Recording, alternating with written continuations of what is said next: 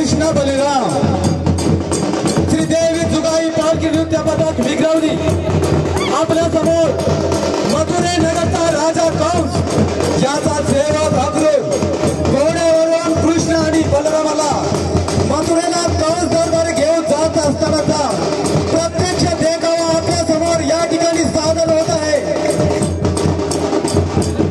कृष्ण बलराम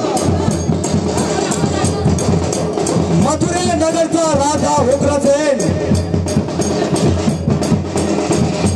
कृष्ण बलराम आपल्या समोर देखावा सादर होत आहे।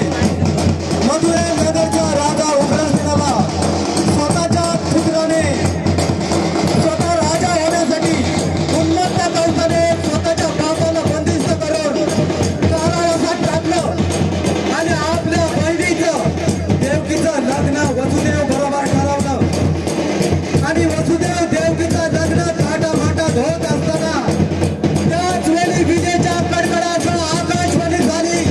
कंस वसुदेव देवकीचा 8वा पुत्र तुझा वैरी ठरेल। जे ऐकतात कंसाच्या तळपायाची आग मस्तकाला भिडली। त्याच क्षणी वसुदेव देवकीला बंदिस्त करून कारावासात टाकलं। तिकडे वसुदेव देवकीचा 8वा पुत्र कृष्ण बलराम सुखरूप आनंदाने गोकुळात वाढत आहे। ही बातमी समजताच कृष्णाला मारण्याचे अनेक प्रयत्न झाले।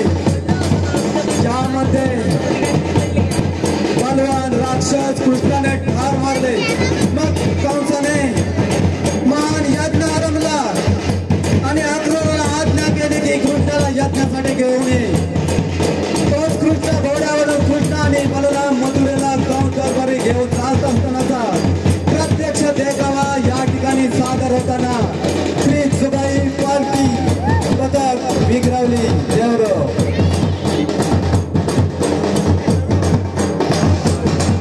श्री जुगाई पालखी नृत्य पथक विग्रवली देवरो याचकडून कृष्ण बलरामाचा देखावा सादर झालेला आहे। धन्यवाद।